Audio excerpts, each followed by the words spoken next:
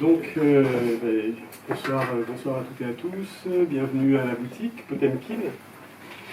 On est très heureux de vous voir aussi nombreux pour nos rencontres.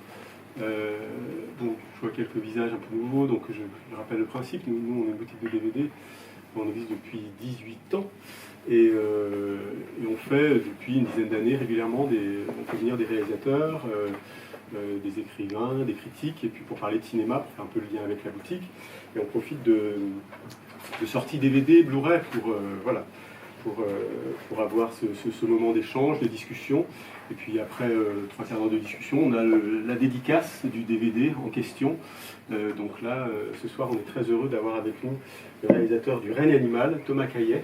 Donc merci Thomas d'être venu ce soir. Et on t'avait déjà accueilli pour Les Combattants il y a quelques années. 18 ans maintenant. Ouais, voilà, ça remonte, j'en ai un bon souvenir. On était peut-être un peu moins nombreux, voilà, un bel échange. Donc on va procéder. Voilà, je vais te présenter. On va parler un peu de ta cinéphilie, évidemment du film. Et puis si vous avez des questions en public, n'hésitez pas, vous levez la main. Et voilà, on est sur ce mode-là pendant, encore une fois, 3/4 d'heure, 1 heure. Et puis après, il y aura le moment de la dédicace.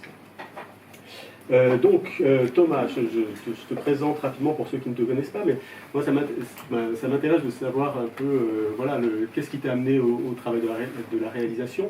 Je signale quand même que tu viens de Clermont, c'est ça? Oui, je suis né à Clermont-Ferrand, mais j'ai grandi près de Bordeaux. Voilà. Et tu as un parcours un peu atypique, c'est-à-dire que tu as fait Sciences Po Bordeaux, une école de commerce, et puis tu as bifurqué quelque part sur le cinéma en rejoignant la FEMIS, mais parle-nous peut-être un peu de ton parcours, parce que je pense que ça peut intéresser aussi. Mais je démarre au bac, je vais pas... ou alors je m'allonge et on parle de cette enfance traumatique. Non, mais c'est... non, mais oui, en fait, j'ai passé pas mal de temps, quand j'avais entre 18 et 25, à repousser les choix. Je pense que c'est un réflexe assez naturel. Je savais pas trop quoi faire, donc j'ai essayé de faire j'ai fait des études qui me permettaient de garder les options possibles. Et c'est vrai que sciences politiques à Bordeaux, enfin l'IEP de Bordeaux, c'était bien pour ça, parce que c'était une formation pluridisciplinaire. On se spécialisait en rien, on touchait un peu à tout, et j'avais l'impression que c'était pas traumatisant, quoi. Voilà, donc c'était bien, sympa. Et à la sortie, j'étais pas beaucoup plus avancé qu'avant sur mon devenir. Et j'ai trouvé, alors j'ai fait un cycle de, comment ça s'appelait, de management des institutions culturelles, ou un truc comme ça, des industries culturelles, un truc pour faire du management culturel, quoi, qui était effectivement dans une école de commerce à Nantes. Et voilà, ça, j'ai pas kiffé outre mesure. Et à la sortie de ça, j'ai essayé de travailler dans les mondes un peu larges de l'audiovisuel, on va dire. Moi, j'étais passionné de musique, à la base. C'est vraiment ça qui m'occupait beaucoup. Je faisais de la musique en dehors des études. J'avais plusieurs groupes. Voilà, c'était vraiment mon truc. À côté de ça, j'aimais bien le cinéma et la fiction en général. Donc j'ai essayé de travailler dans ces mondes-là. Alors c'était le moment où Napster venait de démolir l'industrie musicale, donc les labels, c'était pas trop la fête, donc ils embauchaient pas. Et je me suis retrouvé, j'ai fait de la com dans une boîte de jeux vidéo. J'y connaissais strictement rien, c'était pas un gros succès non plus. Et après j'ai travaillé par hasard, j'ai remplacé un copain chez Océan Film. D'accord, ok. Pendant quelques mois, ça c'était ma première rencontre. Ça n'existe plus, ça ouais, ça n'existe plus, c'est pas de ma faute. Et ça, on faisait à cette époque-là donc de la distribution et de l'édition DVD d'ailleurs. D'accord. Moi je m'occupais de ces deux trucs-là. Il y avait les Wong Kar-wai, non? Absolument, il y avait, oui, Océan s'est fait beaucoup connaître sur la découverte de réalisateurs étrangers. Ouais. Donc Wong Kar-wai évidemment, il y avait Goodbye Lenin qui avait été un gros succès, La vie des autres, moi quand je suis arrivé c'était The Host, c'est d'ailleurs pour ça que je l'ai mis dans la... donc moi j'ai un lien particulier à ce film. Et donc j'ai travaillé quelques mois là-dedans, et ensuite j'ai travaillé comme producteur junior, enfin je sais plus comment ça s'appelait, responsable du développement, puis c'est devenu producteur dans une petite boîte de documentaires pour la télé. Donc là on faisait des documentaires pour France 2, France 3, Arte, sur des sujets qui allaient de sujets culturel à de la vulgarisation scientifique et plein de choses. Voilà. Et comme c'est une petite boîte qui n'avait pas beaucoup de ronds, on avait tendance à internaliser beaucoup de coûts. Et notamment les recherches de sujets, tout le début des projets en éditorial. C'est-à-dire que c'est moi qui je faisais ça entre autres, chercher des sujets, écrire dessus, écrire des notes d'intention que on mettait un nom de réalisateur fictif derrière, etc. Jusqu'au moment où on devait faire le film, et quand on arrive à le vendre, et ben dans ce cas-là, ça passait dans les mains d'un vrai réalisateur. Et donc moi j'ai commencé à écrire comme ça, en fait. D'accord. Et puis ça m'a vraiment intéressé d'écrire pour l'image, je trouvais ça vraiment hyper intéressant. Alors j'ai commencé à bouquiner tout ce qui se faisait là-dessus. C'est-à-dire l'écriture de scénario. Ouais, alors j'ai lu Mackie, j'ai lu Lavandier, j'ai lu toute la littérature là-dessus, et sans vraiment y consacrer énormément de temps, mais je me disais, j'ai quelque chose à faire avec ça m'intéresse ces trucs d'histoire. Et par ailleurs j'avais toujours la musique qui m'occupait beaucoup. Et puis à ce moment-là, donc j'ai 25-26 ans, et il se passe un truc, c'est que mon frère, qui a un an de plus que moi, et qui était à ce moment-là professeur de physique en collège, plaque tout pour passer les concours des écoles de cinéma et devenir chef opérateur. Louis Lumière, donc voilà. Il rentre pas à la Fémis, mais il rentre à Louis Lumière, et il vient, et voilà. Et donc on fait une grosse fête, et on est tous heureux pour lui, et je sens un truc qui me pince un peu en me disant, mais il a trop raison, c'est ça qu'il faut faire. Donc la même année, je plaque mon boulot et je passe la Fémis pour écrire des scénarios, parce que c'était l'endroit où je me sentais un peu plus à l'aise, disons, on va dire. Parce que la réalisation, je n'avais pas la moindre idée de ce que c'était. Pour moi, c'était même presque un peu un métier d'ingénieur, enfin c'était un truc technique. Et donc je savais pas ce que... Voilà. Donc je me suis dit, les histoires, ça oui, je prends plaisir à ça, donc je vais me lancer là-dedans à plein temps. Mais dans l'écriture, donc, dans les histoires que tu aimes raconter, parce qu'en effet, ton premier film est coécrit avec Claude Depape, Les Combattants, tes films sont très écrits quelque part. Il y a une importance quand même de l'histoire des personnages, du cheminement des personnages. Qu'est-ce que tu as appris à ce moment-là, et à la Fémis, et même dans ton travail, un peu dans ton trajet d'autodidacte? Avant ça, même avant d'apprendre le scénario, parce que d'ailleurs il n'y a pas vraiment d'apprentissage du scénario, c'est surtout de la pratique. Et à la Fémis, c'est ce qu'on fait, on écrit beaucoup, on passe beaucoup de temps à écrire, assez peu à s'interroger sur la dramaturgie, etc. Mais en tout cas, j'avais déjà cette envie, en tout cas, je trouvais qu'il y avait peut-être un manque là-dessus, dans ce que je voyais. J'avais l'impression que l'écriture c'était important, voilà. Qu'il y avait quelque chose qu'il y avait un enjeu là-dessus. Il y avait un enjeu dans l'écriture du cinéma pour que les enjeux nous touchent, nous intéressent, nous émeuvent. En clair, le cinéma que tu voyais t'intéressait pas des masses. C'est pas ça, c'est que j'avais l'impression qu'il y avait un certain cinéma qui m'intéressait plus que d'autres. Et par exemple, quand je voyais des films d'Hitchcock, je me demandais pourquoi ça me touche autant alors que je retrouve pas ça dans le. Et effectivement, après, quand on lit les entretiens avec Truffaut, on comprend pourquoi. Et d'ailleurs, c'est de l'écriture de scénario, mais c'est aussi de l'écriture filmique. C'est une façon d'investir le spectateur dans l'histoire. En tout cas, ça m'intéressait beaucoup. Et ces questions de personnages, de caractérisation, d'ironie dramatique, d'exposition, d'actes, de mouvements. Donc c'est un peu plus naturellement que je suis allé vers ça. Et quand tu te retrouves à la Fémis, tu apprends vraiment des choses ou tu rencontres surtout des gens? Comme je te disais, on pratique beaucoup. C'est-à-dire la première année, c'est une première année où on est en tronc commun, donc on passe tous à différents postes, on fait tous un film et en passant à tous les postes sur les films des autres. Donc c'est assez chaotique, mais c'est marrant. Et ça permet effectivement de rencontrer des gens, c'est quand même le gros avantage du truc. Et ensuite, à partir de la deuxième année, il y a en gros toutes les sections qui font des films, et en scénario, on nous enferme, ou on nous demande de rester chez nous et on écrit. Donc c'est vrai que le côté collectif s'arrête à peu près là. Toi, quand tu écris seul ou à ce stade-là, oui, j'écrivais seul. Donc, voilà, on écrivait 42 longs métrages par an, donc c'était c'était un peu seul face à l'ordinateur. Mais il se trouve que cette première année où on a quand même un peu pratiqué, j'ai eu l'impression que c'était pas si technique que ça, la réalisation, que c'était plus un travail de finalement chef d'orchestre et beaucoup la continuation du travail d'écriture sur le papier. Donc ça m'a intéressé. Et du coup, j'ai eu envie de faire un autre film, un court-métrage, et le cursus ne le prévoyait pas vu que j'étais en département scénario. Donc je l'ai écrit de mon côté, sous le patronage de copains qui étaient en dehors de l'école et qui travaillaient dans divers trucs. Et on a monté une société de production, on a cherché de l'argent. Et c'est à ce moment-là que j'ai commencé à travailler avec Claude d'ailleurs, parce que je commençais à arriver sur ce que j'estimais être la fin de l'écriture. Et je voyais bien qu'il me manquait un truc, et on a commencé à travailler ensemble sur ce court-métrage. De quelle promo tu fais partie à Féminicide Maquillé? Quels sont les réalisateurs ou les noms qui ont un peu émergé? Moi, je suis sorti en 2011. Alors, qui y avait dans la promo? Dans la promo, il y a Leila Bouzid, qui a réalisé. Les titres sont un peu longs.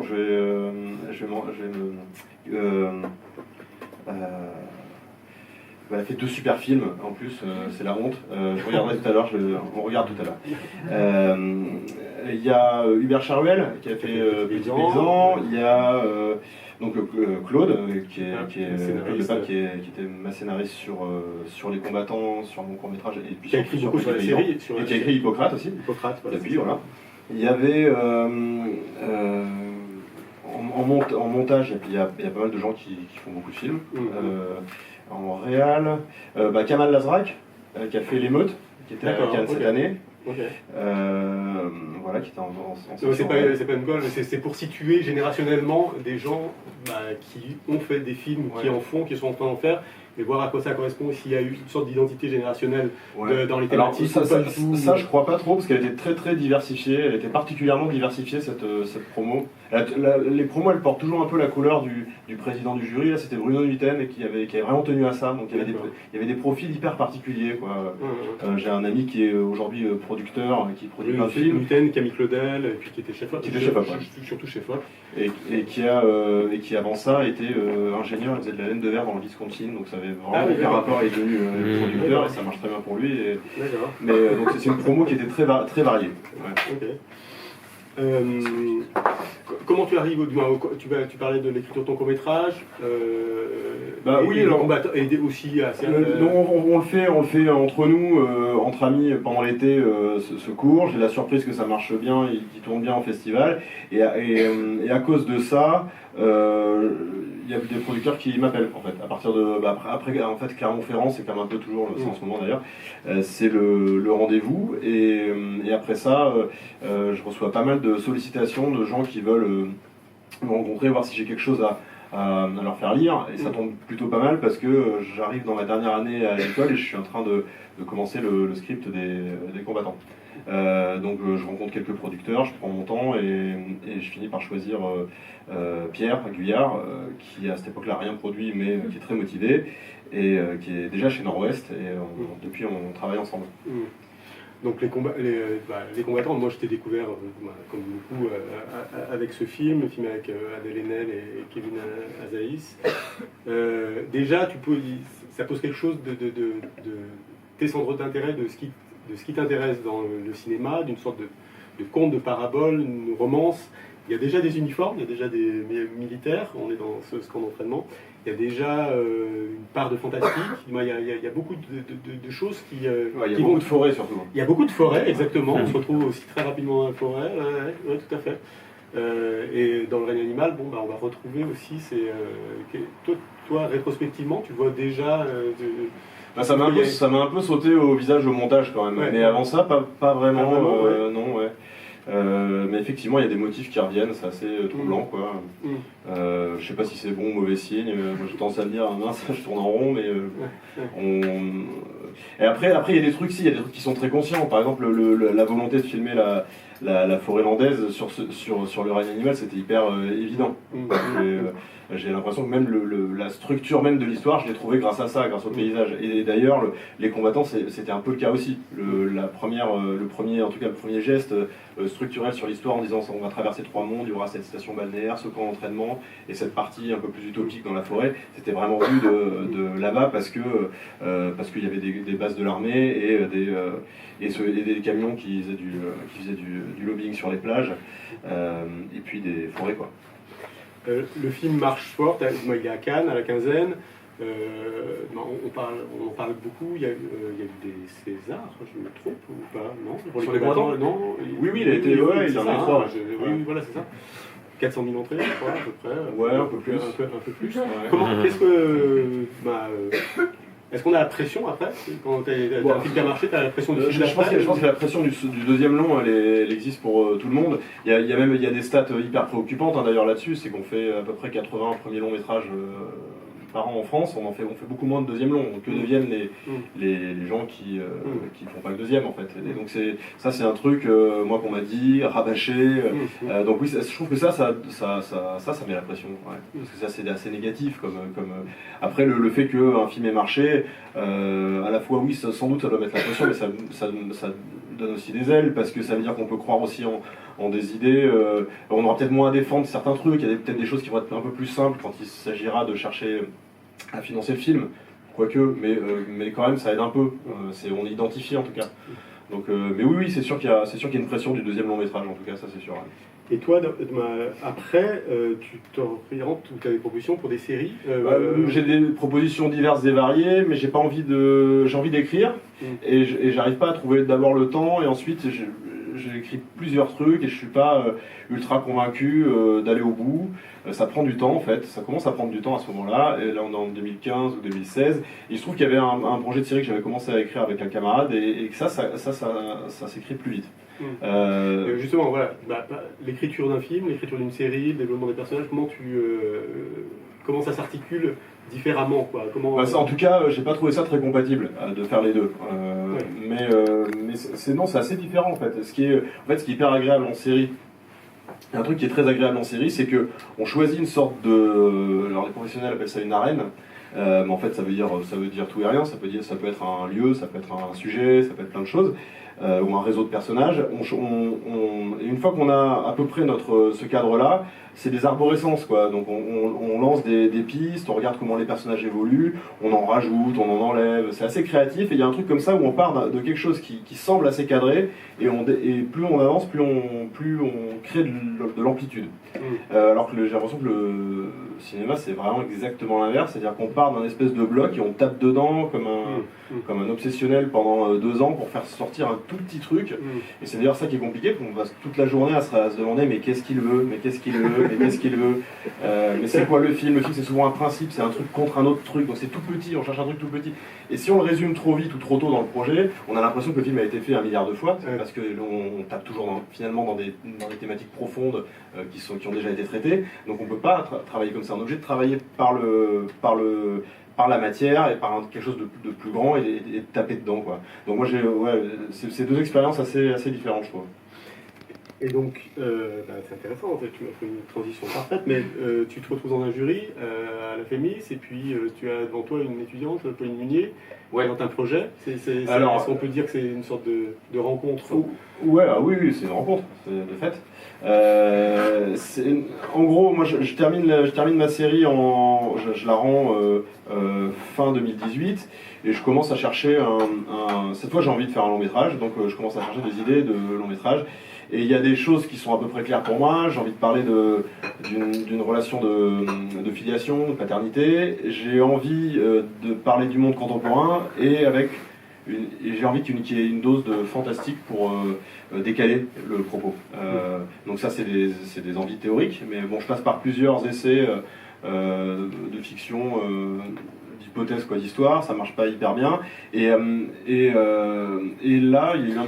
Je t'interromps, mais quand tu dis ça marche pas hyper bien, c'est-à-dire que tu commences à écrire quelque chose, c'est un premier jet, tu le fais relire et tout ça. Non, c'est pas... C'est toi qui je sens que le désir est pas suffisant. Tu vois, quand je disais qu'on tape dans le même truc pendant 4 ans, il faut vraiment qu'on sente à la base. On sait qu'on va taper pendant 2 ans pendant 4 ans, donc faut vraiment avoir envie, quoi. Faut aimer le clou. Mais à partir de quel moment tu te dis ça c'est mon sujet? Ça allait pas du tout. C'est plutôt à partir du moment où je sens que ça se délite un peu, je me dis ok, pas possible, quoi. D'accord. Donc je commence, j'ai un désir fort à ce moment-là, et je vois que ça se dilue, ou que ça m'emmène sur des trucs que j'ai pas envie de faire. Enfin voilà, c'est très pratique, hein, ça dépend vraiment de l'histoire, mais en tout cas là, les 2-3 idées que j'ai à ce moment-là, elles disparaissent assez vite. Je trouve ça pas si si évident que ça parfois on est face à des projets qu'on pourrait trouver super excitants. Bah, par exemple, là j'avais un projet à un moment, donc je cherchais dans ces intentions-là, donc c'était autour d'un centre d'enfouissement de déchets nucléaires. Donc j'ai travaillé pas mal là-dessus, sur la question de qu'est-ce qui pourrait surgir de ça. Est-ce qu'il faut qu'il y ait des gens qui soient contaminés? Est-ce qu'il y a des bestioles qui vont sortir du sol? Qu'est-ce qu'on va trouver en creusant si profond? Donc ça c'est par exemple un sujet que j'ai travaillé, que j'ai creusé pendant plusieurs semaines, et au bout d'un moment, bon voilà, ça m'a envoyé sur des trucs que je trouvais vraiment hyper littéraux, quoi, très, voilà, j'avais plus envie, quoi, donc j'ai enterré le truc. Et puis c'est à ce moment-là que je rencontre, je tombe presque sur Pauline, parce que en gros, mon école de cinéma, enfin mon ancienne école de cinéma, la FEMIS m'appelle pour faire partie d'un jury, pour aider les dernières années en scénario à rebondir sur leur travail en fait. Donc c'est un truc qui s'appelle un comité professionnel et ça se réunit 3 fois par an. Là il devait manquer quelqu'un, donc je remplace cette personne et donc on est je sais plus, en mars, un truc comme ça. Et je lis les 6 scénarios. Et le 6e scénario, il y a un truc qui me touche tout de suite dans la voix, quoi, dans l'écriture. J'ai l'impression ou de fraternité avec la personne qui écrit, quoi. Je me dis tiens, je sais pas si j'aurais écrit la scène de cette façon-là, mais il y a quelque chose qui me parle, qui me touche, voilà. Et par ailleurs, il y a dans son histoire des personnages qui sont curieusement affublés d'attributs animaux, certains ont des piquants dans le dos. Et ça me parle aussi. J'ai l'impression que ça peut être simple, en fait, cette histoire-là. Que ça peut être une histoire simple. Au sens où on peut y rentrer caché. Voilà. On peut y rentrer caché. On peut faire semblant que c'est le monde d'aujourd'hui. C'est pas juste, il n'y a pas l'obligation de démarrer par un écran noir en disant 2042, la Terre, ou un météorite s'est abattu sur Terre répandant une espèce de truc, voilà, ce truc qui crée de la distance et crée des espèces de faux questionnements. Et ça, je trouve que il y a quelque chose dans son écriture que je trouve très direct, et ça me plaît. Après, moi, je vais pas rentrer dans les détails de ce qu'était son scénario et des différences, mais moi en tout cas, j'ai l'impression que cette voie-là, elle peut s'accorder avec mon travail, et que cette métaphore-là, on peut en faire quelque chose. Du coup, j'attends quelques jours et je l'appelle. Et je lui propose qu'on travaille ensemble et en étant assez clair, en lui disant c'est pour faire mon film. Si tu veux faire un film avec ça, moi je veux bien t'aider, on trouve un autre système, mais il faut déjà que tu sois clair sur ton envie de ne pas réaliser, etc. Et donc voilà, on s'est vu quelques fois, ça a pris plusieurs mois, le temps qu'elle réfléchisse, qu'elle termine aussi, parce qu'elle n'était pas encore sortie de l'école. Et puis on a commencé, on s'est tapé dans la main à l'été 2019, et on a commencé à écrire en tout début de septembre. Voilà. Par rapport à donc pour ceux qui n'ont pas vu le film, j'ai l'impression, qui a vu le film, qui n'a pas vu le film plutôt? Il y a des gens qui n'ont pas vu le film, qui ont vu le film. Voilà, il y a une personne. Pas trahir le film en disant que c'est l'histoire entre un père et son fils dans un monde où voilà, des personnes sont mystérieusement atteintes d'une sorte de virus, une transformation physique, une sorte de mutation comme ça qui les fait devenir des sortes de mutants animaux, quoi, quelque chose d'un peu approchant, quoi. Et par rapport à ce terrain-là, de la mutation, tu avais peut-être en toile de fond déjà tout ce qui s'est déjà fait là-dessus, même si on va aux productions Marvel et tout ça, cet imaginaire-là, quelque part, où la notion de la mutation, elle n'est pas c'est pas une notion neuve, mais elle a déjà été traitée. Mais avec une distance. En fait, je ne savais pas du tout ce qu'on allait en faire, parce que dans le premier scénario, c'était pas des mutations. Ça fonctionnait pas. En fait, rien que ça a pris des mois, en fait, de comprendre comment ça allait fonctionner. C'était pas la base de. C'est pas ça, c'est que les personnages avaient des crises, un peu comme dans les films de loup-garou, tu vois. Il y avait des choses qui apparaissaient, qui disparaissaient, et ça les transformait pas en autre chose. Ils devenaient pas. Tu vois, c'était des êtres humains avec des attributs animaux. On savait pas vraiment ce qu'on allait en faire, en fait. Donc ce que j'ai fait moi à ce moment-là, j'étais à fond dans la méthode Schrader. tu vois le scénariste de Taxi Driver qui est aussi... Paul Schrader. Paul Schrader. Ouais. Moi j'étais à fond là-dedans à ce moment-là, j'y croyais fort par rapport à ce sujet-là. C'est quoi la méthode? Alors, chaque théoricien de la dramaturgie a sa méthode, McKee a sa méthode, Lavandier a quelque part sa méthode aussi, et Schrader, lui, ce qu'il dit, c'est que le cinéma, c'est un peu l'héritier d'un art oral de raconter des histoires. Et donc, ce qu'il dit, c'est que c'est intéressant de ne pas se lancer dans l'écriture tant qu'on n'est pas capable de raconter l'histoire et de captiver quelqu'un comme si c'était la meilleure anecdote de sa vie. Et ça c'est assez difficile parce que ça veut dire que pendant des mois on se parle, on prend des notes un peu de chacun de son côté, mais on évite d'écrire, de poser, de fixer une structure, et quand on se voit on dit qui commence, allez c'est à toi. Alors on est dans un embouteillage, c'est un père et un fils, un chat, etc. Et au bout d'un moment, et on coupe l'autre en disant en fait je m'ennuie et je reprends. Et alors tu recommences depuis le début et c'est vraiment dur quoi. Mais c'est démoniaque comme méthode. Ouais, là, faut accrocher quoi. Alors on fait pas que ça toute la journée parce que sinon on devient fou, mais on parle aussi de caractérisation, d'enjeux, de plein de choses. Mais régulièrement on se livre à cet exercice-là et on essaie de pas fixer, de pas s'envoyer des textes en fait en disant ah j'ai avancé sur la structure, regarde c'est génial. On fait pas ça. Pendant le temps qu'on n'a pas l'histoire. Voilà. Et là vu que on était vraiment reparti à zéro, on savait pas du tout qui l'histoire allait concerner, comment ça allait se passer, qu'est-ce que c'était que cette mutation. Tout ce qu'on savait, c'est que moi j'avais très envie qu'il y ait un père et un fils, et que y avait cette histoire d'hybridité. Voilà, mais l'hybridité ça peut être n'importe quoi. Et on a mis quelques mois avant de décider que ça allait prendre la forme d'une maladie dégénérative comment dire, ça prendrait une forme réaliste finalement. C'est-à-dire que... Ça, tu t'es questionné là-dessus mais énormément, parce que moi en fait, vu que je viens pas, à la base c'était pour répondre à ta question sur le cinéma de genre, moi c'est un truc qui me pose toujours problème, même dans les films très réussis où il y a des mutations, c'est le côté magique. J'ai toujours eu du mal avec la magie c'est un soir de pleine lune, 2 secondes et demie, et t'as quelqu'un qui se transforme en une bête qui fait pas du tout sa morphologie, j'ai du mal à accepter ça quoi. Et que ce soit ça ou les films de super-héros, il suffit d'enfiler un costume et d'un coup on vole, enfin je comprends pas jamais, même Batman, je me dis il a beau avoir des ressources, je me pose toujours des questions un peu débiles de la gravité permet pas ça, enfin bon bref. Du coup et vu que là j'avais très envie de faire un film qui soit très ancré dans notre monde contemporain, je trouvais que ce qui était cool avec cette idée très simple on a une hybridité homme-animal, on s'est dit on va gérer ça comme une maladie en fait, comme une maladie très simple, et ça arrive jour après jour. Et alors ce qui est un peu plus difficile, c'est du coup de créer la bonne temporalité du récit, on va peut-être y revenir après, mais sinon ça avait plein d'avantages parce que ça permettait de rentrer en douceur dans l'histoire avec... Une des premières scènes qu'on avait, c'était dans un bar tabac, le gamin regardait à la télé, il y avait genre BFM et on voyait quelqu'un une créature qui avait fait un massacre, et la tenancière du bar qui était là, ah là là, quelle époque. Et ça nous faisait rire quoi, on disait ça c'est plutôt marrant parce que c'est une façon de rentrer dans le film où on tait le problème, où c'est plus un problème, il est là en fait, le truc est là. Et ce qu'on a découvert en faisant ça, mais ça pareil, ça a mis des mois, c'est que les questions que ça posait nous semblaient à nous en tout cas beaucoup plus intéressantes que si on était à l'arrivée paniqué du premier patient atteint de ça. C'est-à-dire qu'est-ce qui se passe, tout le monde panique, on court, etc. Et ce qui est un peu le premier réflexe quand on se dit qu'on a un nouveau concept, donc si on a un nouveau concept, on va regarder la première personne atteinte par cette anomalie.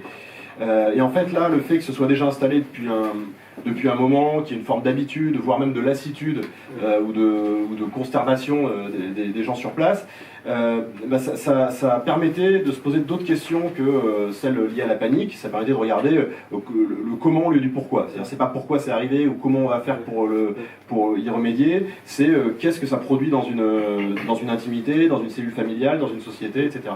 Et ça permettait aussi de jouer sur beaucoup plus de registres. On va peut-être y revenir aussi, ce qui était pour le coup vraiment une volonté très forte de nous deux, que le film ne se retrouve pas enfermé dans un exercice de style autour de la bestiole et de la course et de poursuite permanente, etc. Mais qu'on puisse aussi avoir des moments émouvants, des moments drôles, des moments contemplatifs. Voilà, moi j'avais très envie que ce soit un film d'aventure au sens le plus ouvert du terme. Mais c'est vrai que bon, alors s'il y a des questions, je peux poser des questions, n'hésitez pas à lever le bras je trouve ça très intéressant là. Oui. Je trouvais ça très intéressant du coup la méthode Schrader. Et je voulais savoir ce que ça donne en fait de raconter une histoire comme ça à ses collègues et tout. Est-ce que ça donne une forme de construction chronologique au récit? Comme par exemple, quand on raconte quelque chose, des fois on se rend compte qu'on a oublié de préciser un détail. Est-ce que ça pourrait par exemple donner un flashback dans le film, ou est-ce que c'est à ce genre de choses que sert la méthode Schrader, ou vraiment à qu'est-ce qu'on raconte? Bah, en fait, avant, tu commences pas par ça, hein. Il y a beaucoup d'étapes, il y a des étapes avant. Tu essaies déjà d'abord de cerner quels sont tes problèmes, tes enjeux, de quoi le film va parler. Mais ce que ça permet surtout, c'est de faire le tri, déjà de gérer le point de vue. C'est-à-dire qu'il y a des moments où tu te rends compte que tu as par exemple envie que le film fonctionne sur un seul point de vue, et à un moment ça marche plus. Tu as besoin T'as besoin de passer par un autre personnage, t'as besoin d'ellipses. Enfin, en fait, ça permet de gérer, je dirais à bas coût, la structure du film, parce que c'est très intolérant là-dessus, sur ce qui marche pas. Tout de suite, l'histoire, elle plante, quoi. Alors que si tu dois l'expérimenter en l'écrivant intégralement, mais ça prend des mois, quoi. Là, en 20 minutes, t'as profondément ennuyé ton co-auteur, et généralement il te le dit, quoi. Il dit, en fait, c'est assommant, quoi. Comment on fait pour sortir de ça? Alors c'est pas intéressant ce truc-là, on est trop en avance, ce truc-là, de comprendre. Quand quelqu'un te raconte l'histoire, j'étais tellement en avance sur le personnage, je comprends pas qu'il fasse ça. Nous, par exemple, ça a été un sujet sur le scénario assez longtemps, sur dans quelle mesure François à quel moment il doit comprendre que son fils est en train de se transformer. Et pendant longtemps, on avait ce problème-là, parce que ça se voyait trop, parce on gérait mal le point de vue, et du coup, ça nous sautait aux yeux. Donc il y a plein de choses comme ça qui peuvent sortir de manière hyper limpide, en fait, quand tu décris l'histoire. Et par ailleurs, tu vois aussi qu'il y a plein de choses auxquelles tu tiens, dont tout le monde se fout aussi. Donc ça, c'est pas mal. Oui, d'accord. Alors c'est hyper important, ça se passe dans ce décor. Et même si tu le racontes avec beaucoup d'entrain et tout, non, tout le monde s'en fout. Ouais. Donc c'est ok, ça pardonne pas. On a tous le copain qui raconte avec beaucoup d'entrain des trucs très chiants. Ou alors c'est nous. Et on a des copains polis dans ce cas, on ne sait pas. Mais la question, dès le début du film, évidemment, on se pose la question toujours du genre aussi, parce que le film parle d'une relation père-fils, il y a du fantastique, il y a de l'émotion, il y a un côté social aussi, l'autre, l'étranger, le migrant, le mutant, tout ça. Enfin, est-ce que vous vous êtes posé évidemment ces questions-là, mais est-ce que ce genre hybride ne pouvait pas neutraliser ou empêcher quelque chose je pense souvent à la scène, par exemple, quand Romain Duris va dans l'arrière-remise et retrouve le castor assez Castor. Castor. Non mais c'est pas très grave. C'est quoi? Pour moi, c'est une loutre géante. Ouais, c'est une sorte de morse sans défense. Ouais. Voilà, alors c'est le morse. Ok, d'accord. Il avait des défenses, mais c'était très dangereux. C'était un gros castor. Mais ce qu'il y a, c'est qu'on est dans un registre thriller. Après, on bascule dans quelque chose de très avec, comment dire, la taulière qui vient lui parler. Il y a un échange, quoi. Il y a un échange, quelque chose de l'ordre de l'humanité. Et après, ça bascule dans le burlesque où il s'enfuit. Et je me suis vraiment posé la question, je me suis dit, mais on va très vite, on bascule très vite de genre à l'autre. Est-ce que ça, j'imagine que ça vous est marré, ou que c'était présent à l'écriture, mais est-ce que vous êtes questionné en vous disant, est-ce qu'on va pas paumer le spectateur, ou est-ce qu'on va lui donner une bouchée d'air frais, ou est-ce qu'on... Moi, j'étais absolument convaincu que c'est ça que je voulais faire, en tout cas. Ouais. Mais dès le début, dès la première séquence, d'ailleurs, j'ai vraiment eu le sentiment qu'on avait trouvé le film quand j'ai écrit la première séquence de l'embouteillage, dans laquelle il y a tout ça. Il y a de la comédie, il y a un truc très intime et un truc très spectaculaire à la fois. C'est très réaliste, mais c'est fantastique. C'est très existentiel et pourtant c'est totalement trivial. Et ça joue entre tous ces registres tout le temps. Alors on ne peut pas le faire dans toutes les scènes. Là, c'est une scène matrice, et celle dont tu parles en est une aussi. Mais c'était important que ça fonctionne sur tous ces trucs-là. Sinon, je trouvais que le risque aurait été de faire un film qu'on a déjà vu 20 fois, quoi. C'est-à-dire de faire un film qui cavale après son concept. C'est-à-dire, je vous ai montré des bestioles, maintenant tout le monde va courir dans tous les sens, et les bestioles, il y en aura de plus en plus, elles vont être de plus en plus méchantes, et on est finalement tout le temps dans le même registre, et cette monochromie... Enfin voilà, c'est pas mon terrain de prédilection. Voilà.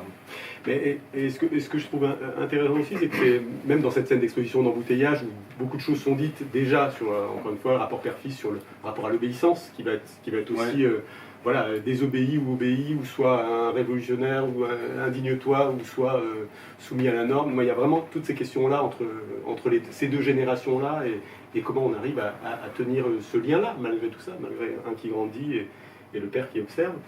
Et ce que j'aime beaucoup aussi, c'est que le fait d'avoir choisi Romain Duris en père, c'est quelqu'un qu'on a vu très longtemps en fils. C'est-à-dire que pour moi, cette scène elle résonnait presque avec des films de Clapiche, où on le voit en éternel fils, en éternel adolescent ou post-adolescent. Et là, il est père. Je sais pas, c'est comme si là pour Duris, et je pensais aussi à Tom Mercier qui arrive avec sa couverture, là, jaune moutarde, là, tout ça. Et moi, je pensais à Synonyme, je me suis dit, c'est marrant comme les comédiens que tu as choisis viennent avec leur histoire de comédien aussi. Je sais pas si tu avais ça à l'esprit ou pas du tout. Tu comprends mais ce que je veux dire pour Romain, oui, c'est plus évident parce qu'il y avait quand même un paquet il en a fait beaucoup, quoi. Il a fait beaucoup de films, et effectivement, moi j'ai rencontré cet acteur-là, comme beaucoup de gens, sur ses premiers films, sur Gadjo Dilo, sur Le Péril Jeune.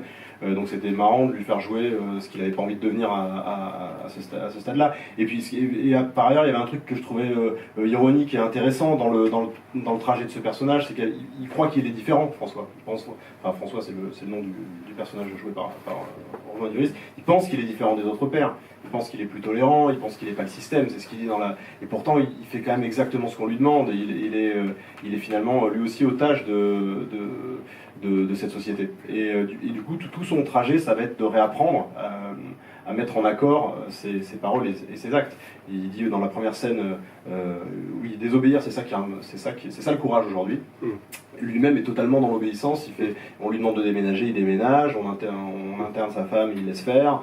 Il va lui falloir 2 heures de récit, et beaucoup plus dans le temps de l'histoire, pour apprendre à nouveau à désobéir, et quelque part c'est presque son enfant qui l'éduque à ça.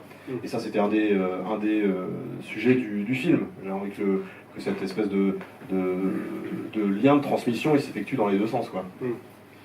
Mais c'est ce que je trouve très beau, c'est que la façon dont les personnages bougent, donc laborieusement mais toujours affectueusement, c'est-à-dire qu'il y a toujours une volonté comme ça de garder ce contact-là, de pas perdre ce lien-là, même quand c'est curieux. Quand il se retrouve au bar et que, je sais pas, il y a une scène où il regarde son père qui est loin, on sent que voilà, il y a une cassure qui est possible. C'est-à-dire qu'il y a quelque chose peut-être du domaine de l'irréconciliable, c'est-à-dire qu'ils sont...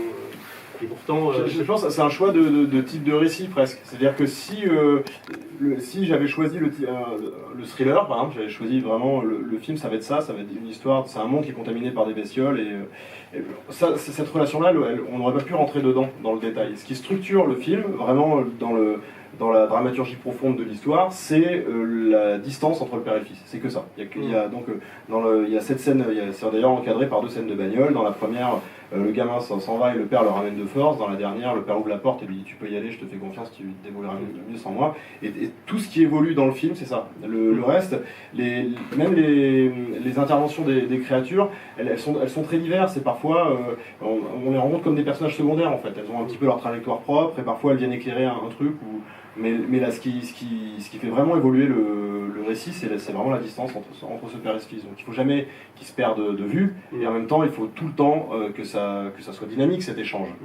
D'où l'idée que, en gros, François soit très fort dans sa quête au début, et puis perd pied au fur et à mesure, là où Émile, qui se fout complètement du monde des créatures, rejette sa mère, etc., finit à son corps défendant par s'y intéresser et prendre le relais de la quête de son père, jusqu'à lui inspirer le courage qui lui fait défaut, quoi.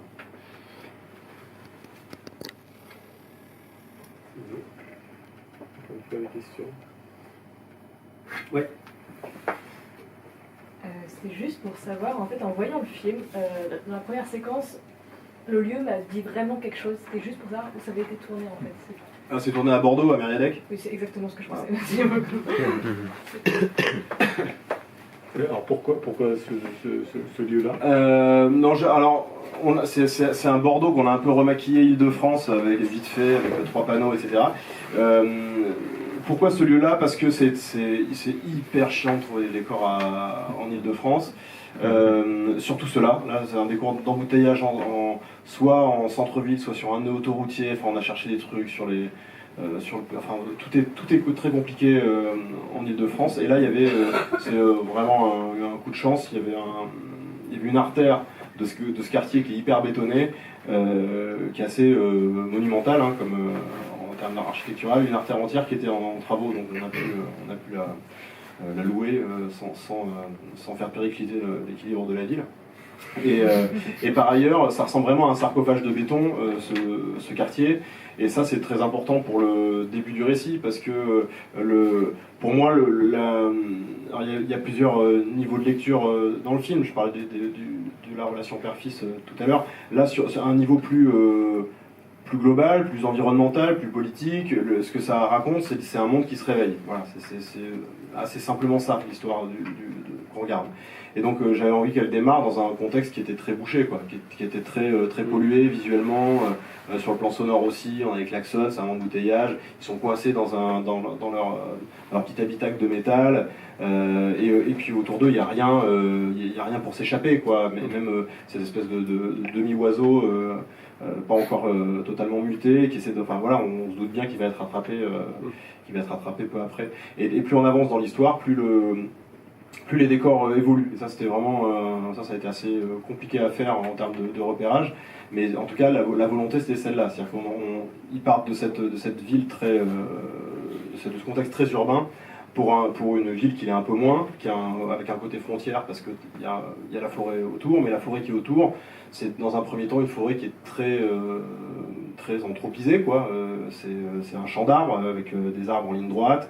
Et plus on avance dans l'histoire, plus la forêt reprend aussi ses droits, et plus on a tourné dans des endroits qui étaient un peu plus vallonnés, où les arbres se tombent dessus, puis ces environnements lagunaires que j'avais découverts en faisant mon premier film, et qui sont les derniers endroits où on peut voir presque la photographie de ce à quoi ressemblait cet espace avant l'implantation du pin, donc il y a plusieurs centaines, voire plusieurs milliers d'années. Qui est assez récente et qui est artificielle. Qui date de 200 ans, voilà, et qui est totalement artificielle. Et donc l'idée, en faisant aller le film vers ces zones-là, c'était aussi d'accompagner les personnages dans un trajet vers le sauvage, vers quelque chose de plus naturel, une biodiversité plus forte, quoi. Ce qu'on sent très, très fort quand on est dans ces décors, d'ailleurs. Moi, j'ai découvert Paul Kircher dans votre film, et je veux dire, j'ai été extrêmement touchée par cet acteur que je trouve extrêmement rare, et enfin, j'ai été vraiment touchée par lui, et je trouve que ce qu'il fait dans la transformation, j'étais frappée par la subtilité de tout ça, enfin, et je me demandais, en termes de direction d'acteur, enfin, évidemment, on n'aura pas le temps là d'avoir une réponse peut-être complète, mais comment ça se passait? Parce que dans tout ce qui est transformation, je trouve que c'est tellement fin. Comment vous avez fait en fait avec lui? On travaille avec son coach et tout ça. Oui, on a travaillé. Comment dire, la chance qu'on a eue, c'est qu'on a eu une prépa très longue. Enfin, c'est une chance, en tout cas, c'est un choix qu'on a fait, c'est d'avoir une prépa longue.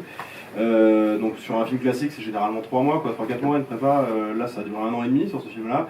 Et à la base, on savait que pour Paul, pour celui qui interpréterait Émile, il y aurait du travail. C'était un premier choix, Paul? Ah oui, totalement. Ouais. Moi, il m'a absolument bouleversé au casting. Il est phénoménal, quoi, Paul Kircher.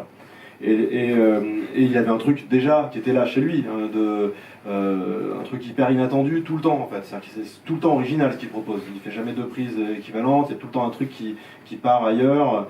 Et puis il y a quelque chose de très puissant en lui, qui se voit pas au premier abord, quoi, qui est vraiment comme il y a un moment, il y a une croûte qui se fend et il y a quelque chose qui sort et qui est assez prodigieux. Donc ça je savais que en l'ayant tous les jours sur le plateau, il y a des moments où ça sortirait, quoi. Donc ça c'est sûr qu'il avait déjà beaucoup de choses pour lui là-dedans. Et puis ce truc un peu un peu bizarre, mais que lui il a très fort, c'est qu'il a tous les âges à la fois. C'est-à-dire que c'est à la fois un jeune adulte d'une vingtaine d'années, il y a encore des traces de l'adolescence, des choses un peu maladroites, etc. Et il y a encore un truc de l'enfance très fort, quoi, de pureté, quelque chose de presque originel. Et moi, c'est que quand j'ai rencontré, il m'a vraiment fait penser à Mowgli tout de suite. Et je me dis, on ne pourra pas ne pas le suivre, quoi. On va avoir envie de le suivre, on veut voir ce qu'il va devenir, quoi. Et il a un regard qui juge pas, il y a un truc qui est il y a beaucoup de perméabilité, quoi, chez lui. Et donc voilà, donc après il y a eu le travail, donc pendant 1 an, on a fait un peu d'observation des animaux, je l'ai immergé dans une meute de loups, il a joué avec des chiens, on a essayé, on tâtonne à ce moment-là, on sait pas trop, on regarde, et puis je sais pas du tout si lui va aimer ou pas. Mais bon, il était très consciencieux, il avait envie très à l'affût, quoi, il regardait, quoi. Il observait autour de lui. Et après, on sent qu'il y a un vrai travail sur le corps, sur mimétique, sur le corps qui perd le contrôle ou qui. Oui, absolument. Mais ça, c'était la deuxième phase. C'est-à-dire que là, on était 1 an avant le film. 8 mois avant le film, on a commencé les ateliers avec une chorégraphe. On a loué un petit studio de danse pas très loin des locaux de la production. Et lui, il y allait 3 fois par semaine avec cette chorégraphe. Au début, on s'était dit, alors, on va faire des séances pour aborder telle scène, puis telle scène, puis telle scène. Très rapidement, je lui ai dit, on n'aborde plus du tout les scènes du film. On juste travaillez cette question, travaillez-vous cette question de l'animalité et proposez-moi des choses. Et c'était agréable parce que du coup, elle n'avait pas ce carcan de la dramaturgie ou d'essayer d'être efficace par rapport à un objectif d'une scénographie qu'elle était incapable de réaliser, la chorégraphe sur un espace de danse comme ça, avec sans cascade, enfin voilà, c'est autre chose.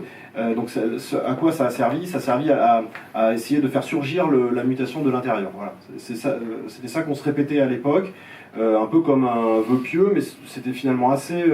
ça a arrêté d'être théorique très vite, quoi. C'est-à-dire qu'il sentait que ça venait de l'intérieur. Ça sera à lui de construire ce travail-là. Et parfois, il pouvait travailler 2 heures sur...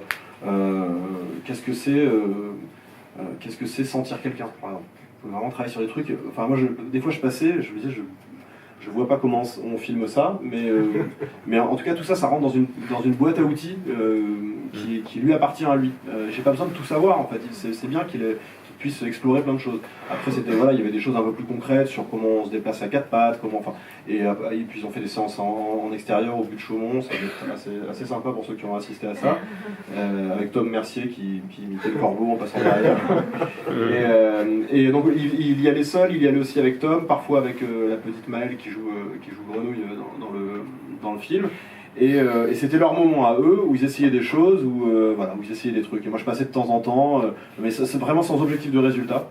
Et après il y a eu évidemment enfin c'est pas après, c'est en parallèle. On a fait tout le travail pour mouler son corps, lui a posé des prothèses, comprendre qu'est-ce qui allait se modifier, parce que ça au scénario c'était l'idée du dos, c'est venu à la toute fin. J'étais déjà en prépa, je me suis dit on va le faire muter par le dos, etc.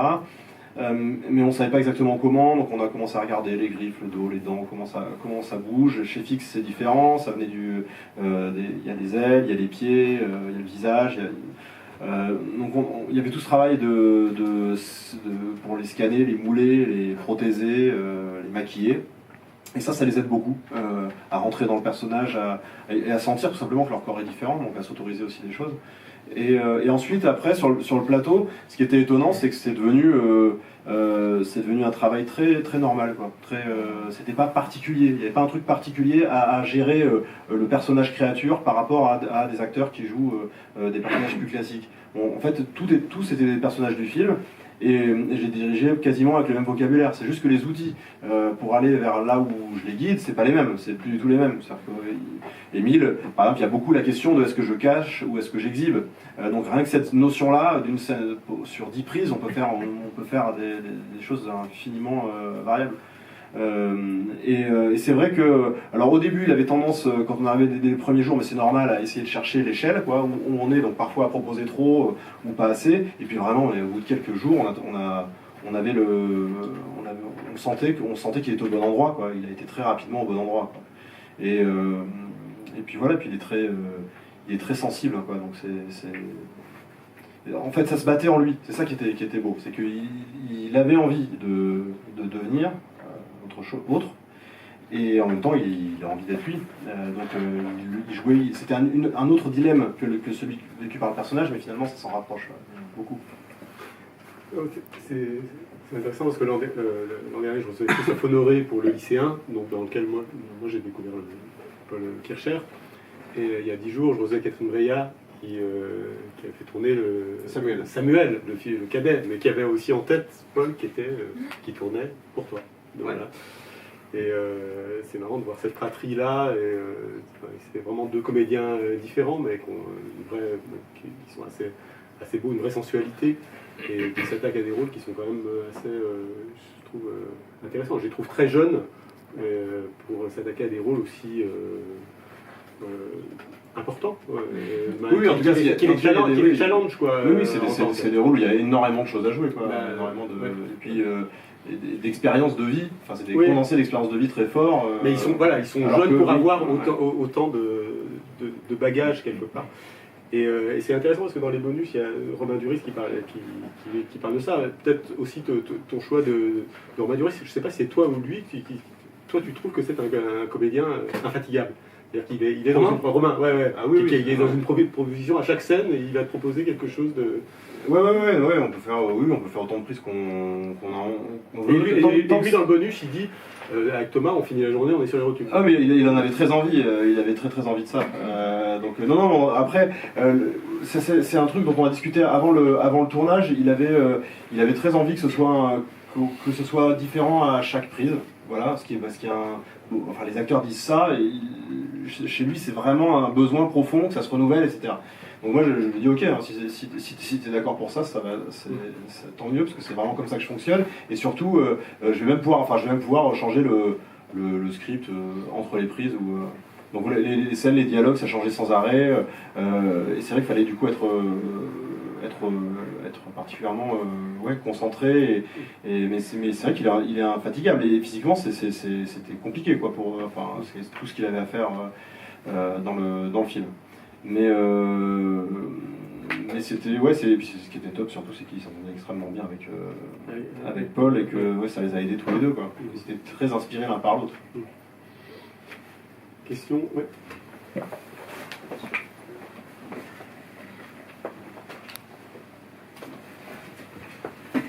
Oui, bonsoir. Vous filmez les mutants souvent de façon à ce qu'on les distingue pas vraiment, soit en arrière-champ ou soit de façon éparse. Est-ce que c'est pour des raisons budgétaires ou parce qu'il y avait une volonté de créer une distance entre les humains, disons, normaux et eux?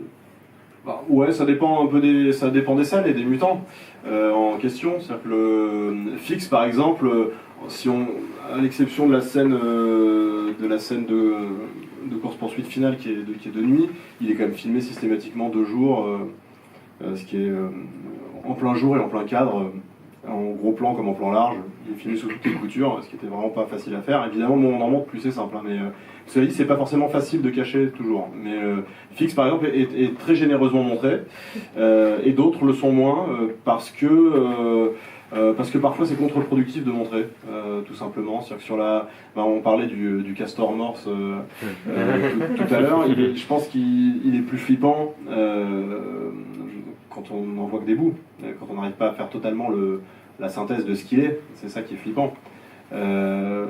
À partir du moment où les plans s'arrêtent, où le regard est net et qu'il y a un échange de regards, ça déprogramme la violence. Et c'est tout l'intérêt de la scène. Mais du coup, au début, il faut qu'il arrive par fragments pour qu'on puisse, parce que ça joue avec notre imaginaire à nous. C'est le spectateur qui se refait les morceaux en tête. Je pense que c'est un peu pareil. Généralement, dans les scènes d'action, c'est un peu comme ça que ça fonctionne.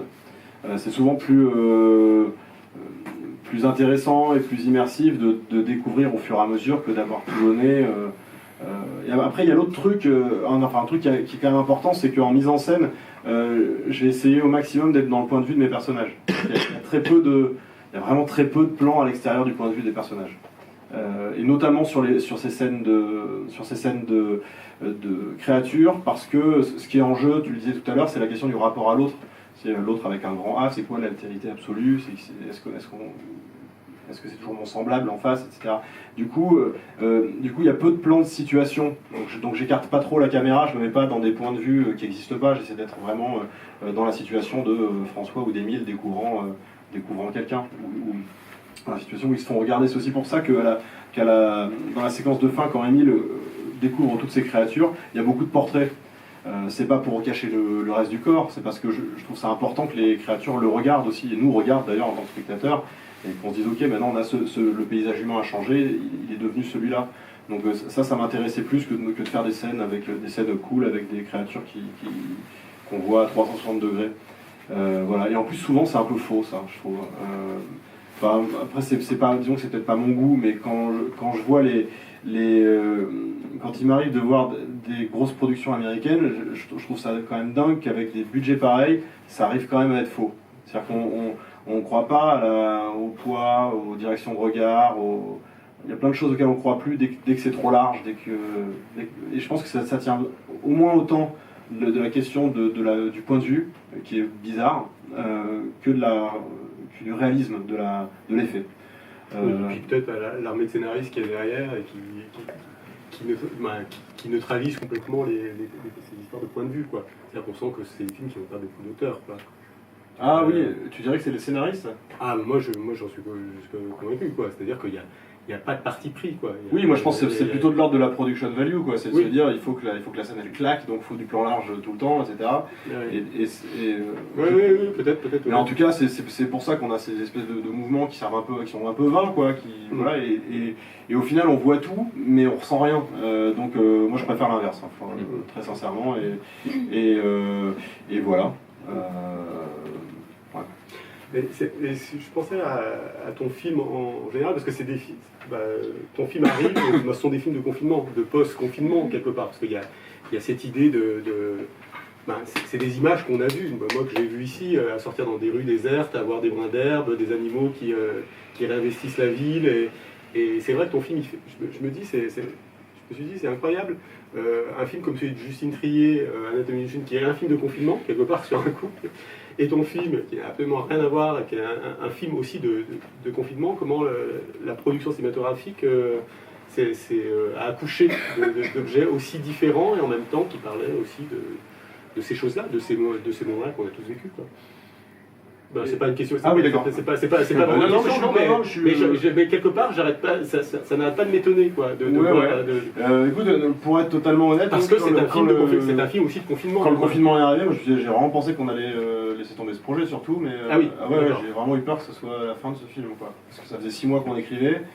Et il y avait tellement de parallèles entre ce qu'on était en train de raconter et ce qu'on voyait dans les rues, et la situation, et l'armée omniprésente, etc. Et qu'on s'est dit, mais en fait, ça n'a vraiment plus d'intérêt, quoi, de raconter ça. Oui, mais en quelques années, on a ce décalage maintenant qui en fait un film presque. C'est redevenu intéressant quelques mois après, quoi. Quand tout le monde a recommencé à jouer à le retour à la normale. Et là c'était cool parce qu'on s'est dit tiens, ça c'est pour le coup, c'est vraiment c'est comme ça qu'on rentre dans l'histoire nous, quoi. Oui, voilà, c'est ça, complètement. Et là on y a à nouveau cru. Et il y a eu quelques semaines, on s'est dit pas de bol, quoi. Oui, non, mais moi j'ai mis un temps à me dire tiens, oui, en effet, ce film parle d'un rapport au vivant, d'un rapport à l'environnement qui est très qu'on a vécu. Qu'on a vécu pendant ces mois, ces années, quoi. Allez, une dernière question. Ouais. 2 dernières questions. Bonjour. Le film se termine quand même en pleine action. Est-ce que dans ces moments-là, toi, tu t'es imaginé la suite ou au contraire, tu as décidé de finir de raconter ton histoire? Alors, il y a un bonus. Il y a un bonus qui est la suite. Je suis là pour faire de la réclame. Qui est une fin alternative. Non, il y a une fin alternative sur le. C'est vrai. Ouais, on voit ce qui s'est passé, ce qui se passe un an plus tard, en tout cas. Après l'histoire. Et à la base, ça devait être dans le film. Finalement, je l'ai retiré du film parce que j'aimais bien cette fin-là. Ouais. À la base, c'était dans le film. Ah oui, c'est à la Cannes, on l'a montré en version intégrale. Et ouais, c'est un choix que j'ai fait. J'avais pas vraiment fini de travailler quand on l'a montré à Cannes, donc j'ai continué à bosser là-dessus, mais sur d'autres sujets aussi. J'ai remixé le film, j'ai fait plein de petits trucs. Et puis j'ai fait le choix de cette fin-là parce que Oui, tout le monde l'a vu à peu près, je suis désolé, hein, monsieur. Mais non, la fin, l'autre fin, la fin un peu plus longue avec l'épilogue, moi je la trouve hyper intéressante, elle me plaît beaucoup, elle me tenait vraiment à cœur et je voulais qu'elle soit dans le film, mais je trouvais qu'il y avait un truc plus fort à terminer sur la course d'Émile. Et ce qui a achevé de m'en convaincre, c'est que alors quand on montre un film à Cannes, il y a des reprises après à Paris dans certaines salles, 2-3 reprises. Donc j'ai utilisé ces reprises-là pour faire des projets-tests et j'ai enlevé les gens ne voyaient jamais le même film. Moi j'allais le voir à chaque fois en me disant est-ce que c'est mieux ou pas. Et je l'ai montré dans la version qui est finalement sortie en salle. Et après je suis allé au café qui était en face, un peu écouter les gens en parler, quoi. Et il y avait une famille qui était venue voir le film, donc ils étaient avec leur ado, et il y avait un papa et une maman. Et la maman était hyper convaincue, elle était en larmes, elle disait c'est hyper beau cette fin, et cette confiance. C'est elle qui a eu le final cut. Et là le père tape sur la table et fait mais j'aurais jamais pu faire ça. Je suis désolé, mais moi je n'ouvre pas la portière. Et j'ai trouvé que ce débat-là était vraiment intéressant. Est-ce que j'ouvre pas la portière? Donc puis on va terminer là-dessus quand même. Je dirais l'épilogue suite à cette petite discussion. Stylé. On termine avec une énergie, quoi. On termine avec. Oui, puis c'est à chacun d'interpréter, quoi. Voilà. Plus ouvert. Moi j'avais une question concernant plutôt la musique. Je voulais savoir comment vous alliez travailler avec le compositeur, parce que comme vous avez dit que vous faisiez beaucoup de musique aussi, est-ce que vous aviez une idée précise de ce que vous vouliez, ou est-ce que c'est lui qui a proposé les choses? Comment ça s'est fait, c'était genre alors, comment on a travaillé?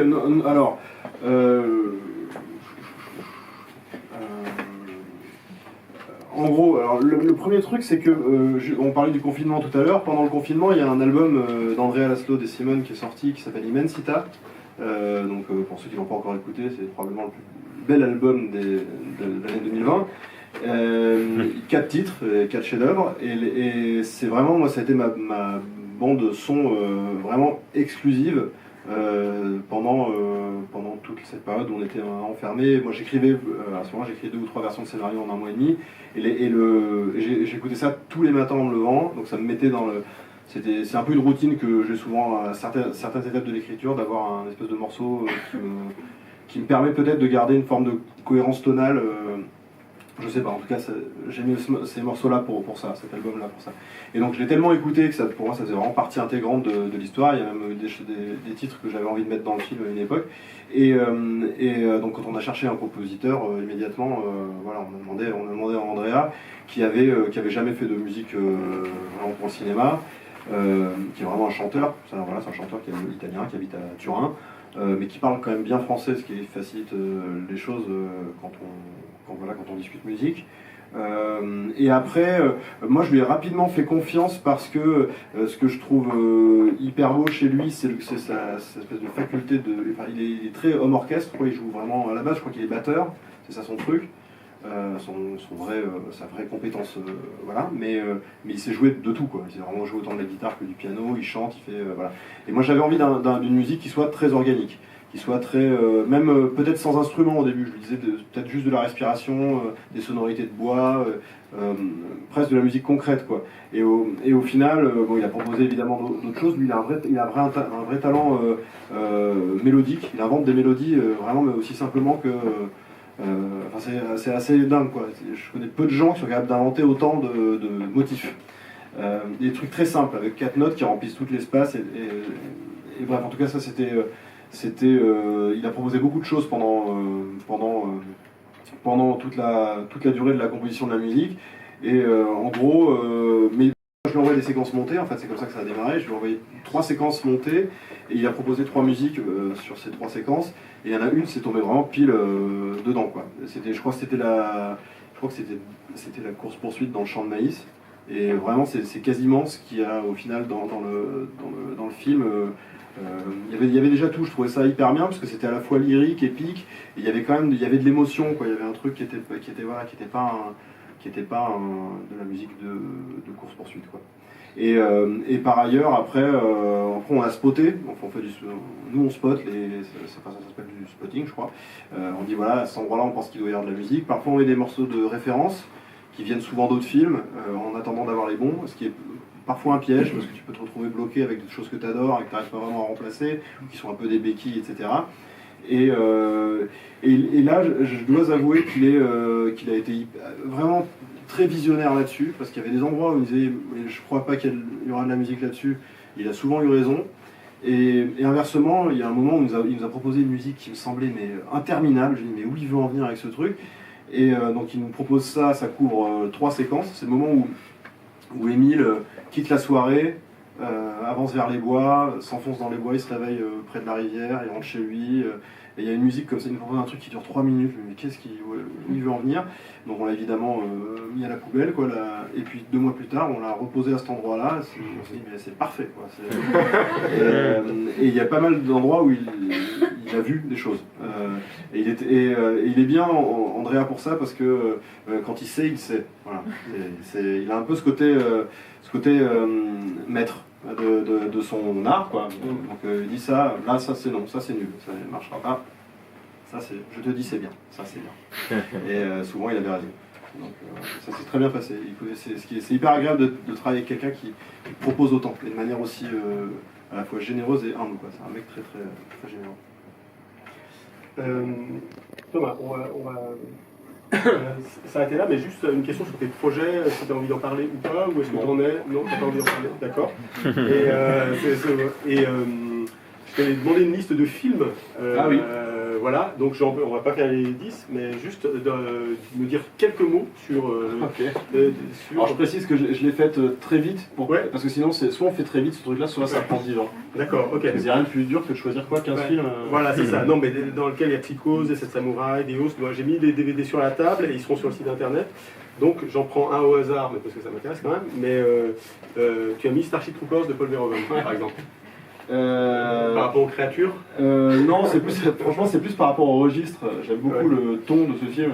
Qui est au 10e degré quand même. Oui, mais il y a de tout, parce qu'il y a aussi des moments très émouvants, il y a des moments qui sont hyper terrifiants, et puis il y a effectivement cette espèce d'ironie mordante, des choses vraiment très drôles, et il y a du 10e degré, mais aussi du 9e, du 8e, du 7e, ça dépend, on sait pas trop comment ils filment certains personnages, et les acteurs, on sait pas trop s'ils les adorent ou s'ils se foutent de leur gueule, il y a un truc qui est très très réjouissant. C'est uniforme sudiste, ou ouais. Un peu, voilà, ouais. Il est toujours sur le fil. C'est vraiment totalement sur le fil, et en plus de ça, c'est vrai que le film n'a pas vieilli en termes d'effets, je crois, enfin c'est vraiment très très... Puis on a une actualité qui rattrape le film aussi, c'est-à-dire que sur la propagande parfois. Ah oui, bien sûr. Le film quelque part. Mais ça, c'est sa marque de fabrique. Il y avait déjà ça dans Robocop, ces moments où l'action était totalement interrompue par un spot publicitaire. Oui, c'est vrai. C'est une marque de fabrique. On est plus étonné de ça. Alors, À bout de course de Sidney Lumet. Ouais, un film qu'on adore ici. Ouais, chef-d'œuvre. Je sais pas, c'est le film le plus émouvant sur la famille qui existe, quoi. Pour ceux qui l'ont pas vu, c'est impératif de le voir. Hein, ouais, c'est River Phoenix, qui est absolument magnifique dans ce. Et puis, John Hirsch qui joue le père. Et c'est aussi un faux thriller. Il y a beaucoup de choses. Il est très riche en fait, ce film, très simple et très riche. Et puis voilà, une émotion moi qui me déborde à chaque fois que je le vois. Donc ouais, je pense que c'est une des plus belles fins de l'histoire du cinéma. D'accord. L'enfance nue de Piala. Pourquoi l'enfance nue de Piala? Je sais pas, j'ai été extrêmement marqué par ce film. Déjà sur le regard qu'il pose sur cet enfant, quoi, tout simplement. Je trouve l'enfant magnifiquement filmé, toujours très émouvant. C'est très tendu avec quasiment rien. Il y a cette scène magnifique avec le chat. Qui moi m'a fait, tu sais, il jette un chat dans l'escalier, un chaton, pour le tuer, quoi, et puis après il le rattrape et il le soigne. Et je trouve que c'est à la fois, il y a un truc de son absolue souffrance et de son absolue humanité là-dedans. Il y a quelque chose aussi de qu'est-ce qu'on fait des autres, des non-humains. Je sais pas, en tout cas, c'est un film que j'adore. On parle pour ceux qui n'ont pas vu L'enfance nue, c'est le premier film de Piala. Je trouve que c'est un de ses plus beaux, quoi. Ils sont tous très beau, mais celui-là est vraiment fort. Et juste pour finir, parce qu'on en parlait juste avant, le Cohen, Inside Llewyn Davis, les frères Cohen, Ouais, moi j'ai un amour profond pour ce film-là. Ça fait partie des films que je me lasse pas de voir en fait. Et je trouve qu'il est, il est extrêmement, alors, il est extrêmement réussi esthétiquement et sur sa bande son et les chansons, etc. Il y a un truc qui est très abouti, quoi, très fort. Mais au-delà de ça, je trouve que c'est un film qui fonctionne avec des cercles concentriques de thématiques, de sujets. En un mot, c'est l'histoire d'un Oscar Isaac, non? Oui, absolument. Oscar Isaac, Oscar Isaac, qui, en gros, c'est un type qui deviendra jamais Bob Dylan. C'est l'histoire d'un chanteur mais qui raté, en a le talent, mais qui en a... qui a failli l'être par le passé parce qu'il avait un duo qui cartonnait, mais le deuxième membre du duo s'est jeté du pont de Brooklyn. Et donc il vit avec la mort de son fantôme, un peu de... voilà, avec le fantôme de son ex co-musicien, je sais pas comment dire. Et c'est une odyssée catastrophique vers une audition qui donnera rien, et dans un froid neigeux. Et il y a une photo qui est très très belle. Hein, la photo est magnifique, et signée par un chef opérateur français qui s'appelle Delbonnel. Et puis voilà, je trouve ce qui est hyper beau, c'est le lien qu'il fait que le film fait de manière hyper subtile entre l'impossibilité de créer, parce qu'il n'arrive plus du tout, il n'y croit plus, et l'impossibilité d'être père aussi, parce que c'est ça que ça travaille.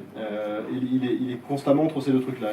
Lui aussi, il a d'énormes problèmes avec son propre père, et ça travaille ça de manière hyper subtile, pas du tout avec un programme scénaristique voyant, etc. Il faut le voir même plusieurs fois pour comprendre les liens que les scènes ont les unes avec les autres, et je trouve que c'est vraiment un travail d'orfèvrerie très inspirant.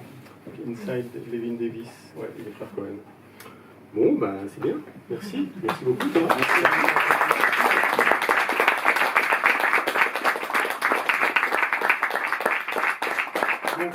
On passe à la dédicace. Alors vous pouvez acheter donc il y a les DVD Blu-ray 4K qui sont vers la caisse, et on les dédicace juste ici là. Voilà. Merci à vous.